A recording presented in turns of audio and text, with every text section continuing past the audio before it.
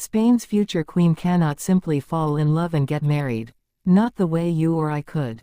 Buried in Article 57 of the Spanish Constitution is a clause that gives her father, and the entire Spanish parliament, veto power over who she is allowed to marry, and if they exercise it, the consequence is not disapproval. It is disinheritance. For Leonor, Princess of Asturias, heir to one of Europe's oldest continuous monarchies, love is not simply a personal decision. It is a constitutional event. Let's start with the actual text, because it is more direct than most people realize. Article 57, Section 4 of the 1978 Constitution states that any person with a right of succession to the crown who marries against the express prohibition of the king in the Cortes Generales, Spain's parliament, shall be excluded from the succession, along with their descendants. Read that again. Not just the person who marries. Their children too. An entire branch of the family tree, cut away by a single unapproved marriage. This is not an ancient relic nobody enforces anymore.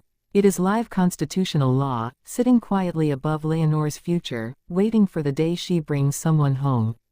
To understand why this clause exists, you have to go back to what the monarchy was rebuilding itself from in 1978.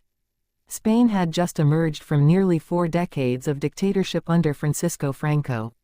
The new constitution was a document of careful compromises, trying to modernize the country while preserving enough tradition to keep the transition stable.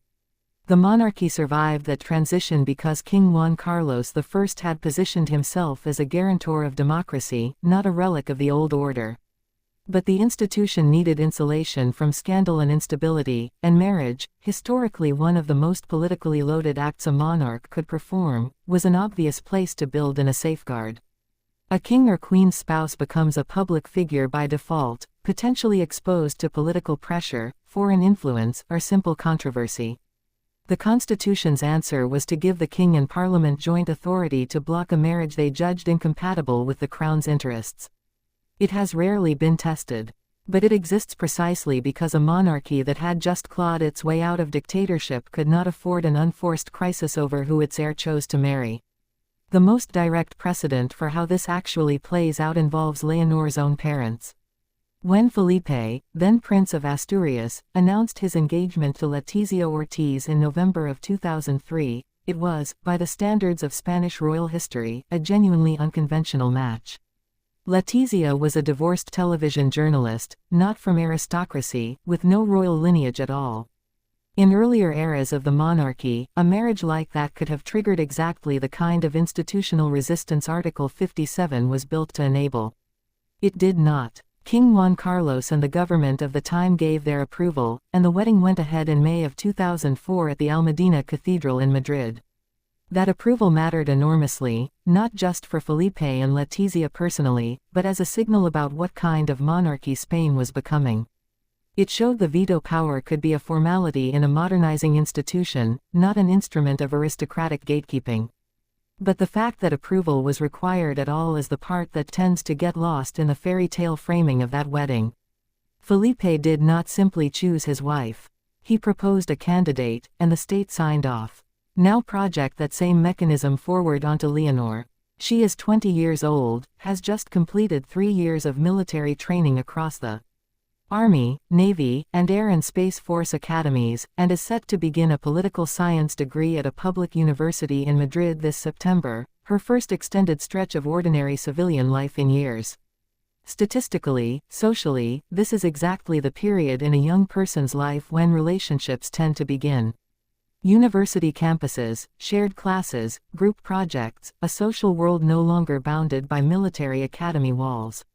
And every one of those future relationships will exist under the shadow of the same clause that shaped her parents' engagement 2 decades ago.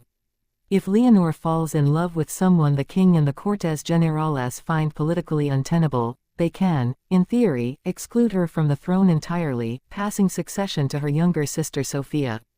In practice, exercising that power would trigger a constitutional and political crisis far larger than any celebrity scandal. Parliaments do not relish overturning the order of succession publicly. But the mere existence of that possibility means Leonor's romantic choices carry a category of consequence that has nothing to do with any other 20-year-old's dating life. This is not unique to Spain, and it helps to see it in context. Other European monarchies carry similar mechanisms.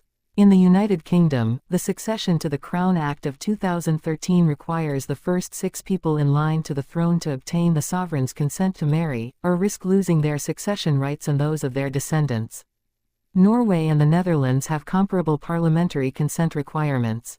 What makes the Spanish case notable is less the existence of the rule and more the timing of Leonor's arrival into this phase of her life. She is entering university, entering a broader social world, at precisely the moment public interest in her personal life is highest, and the online rumor mill we've discussed in other episodes, the invented boyfriends and phantom relationships, is in some sense a distorted echo of a real structural fact: whoever Leonor eventually loves will not simply be her partner. He will be a candidate for national approval. There's a deeper tension worth sitting with here, one that goes beyond legal mechanics. Leonor did not choose to be born heir to the Spanish throne. She has spent her entire life, Zaragoza, Marin, San Javier, boarding school in Wales before that, inside institutions designed to prepare her for a role she inherited rather than selected. Marriage is one of the few remaining areas of adult life where most people expect full autonomy, the freedom to choose badly, to choose unconventionally, to choose against the advice of everyone around them. For Leonor, that autonomy is constitutionally conditional. She can love whoever she wants. She cannot necessarily marry whoever she wants and remain heir to the throne. Those are not the same freedom, and the gap between them is where Article 57 quietly lies. What her parents' marriage shows is that this system is not automatically restrictive. Felipe and Letizia prove the Crown and Parliament can approve a marriage that breaks sharply from tradition, provided the institution judges it survivable. What it does not show is that the veto is toothless. It has simply never been meaningfully tested against a candidate the King and Cortes actually opposed. Leonor is the first heir to grow up entirely within this constitutional framework, groomed from childhood for a throne that has already survived her grandfather's exile and a decade of eroded public trust. Whether Article 57 ever becomes more than a dormant clause in her lifetime depends entirely on choices that haven't been made yet, by a person who, for now, is simply trying to get through her first semester of university like everyone else on campus. A transparency note for accuracy: Article 57, Section 4 of the Spanish Constitution, the 2003 announcement and 2004 marriage of Felipe and Letizia, Leonor's completed military training, her upcoming studies at Carlos III University, and the UK's succession to the Crown Act of 2013 are all verified facts. The characterization of how the veto power might apply to a hypothetical future relationship of Leonor's is reasoned extrapolation from the constitutional text, not a report of any actual event, relationship, or palace statement.